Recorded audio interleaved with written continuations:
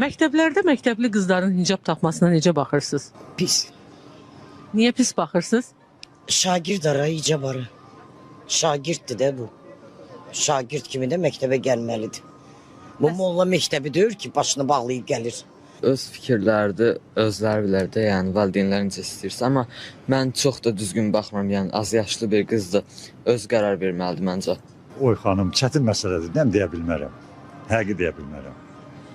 Deyəcəm belə bubular inciyəcək, deyəcəm belə bubuşlar inciyəcək, başım ağrıyacaq. Mən də işə tələsirəm, üzr istəyirəm. Belə də.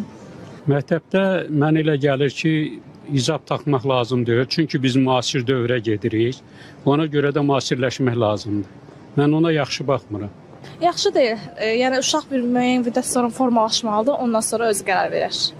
Yəni özü böyüdükdən sonra da onu dərk etdikdən sonra öz qərarlarını verməlidir. Hicab taxmayı o bizim dinimizdən əvvəldən gələn bir şeydir. İndi o məktəblərdə düzdür, məktəblərdə yaxşı baxmıram. Məktəblərdə normal məktəbli geyimi ilə, normal geyimlə dərslərə gəlsələr o gözəl. Dogmaların əleyhinəyəm.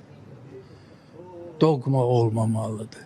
Amma o adam ki, məsələn, dinlə maraqlanır, dinə etiqadı var, inanır.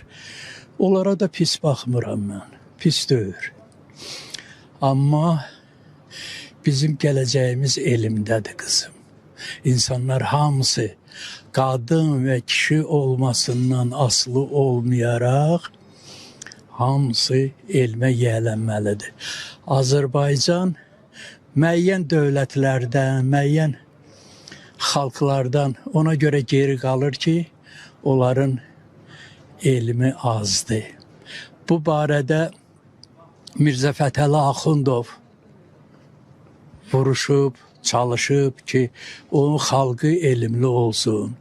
Seyid Əzim Şirvani çalışıb, vuruşub. Mən deyirəm can verin. Məktəblinin məktəbli geyimi var, forması var. İndi də Allah'a şükür bizim ölkədə belə geyimlər var, məktəbli geyimləri. Mən elə gəlir ki, hər halda az yaşlılara, lap az yaşlılara heç hələlik ehtiyac yoxdur.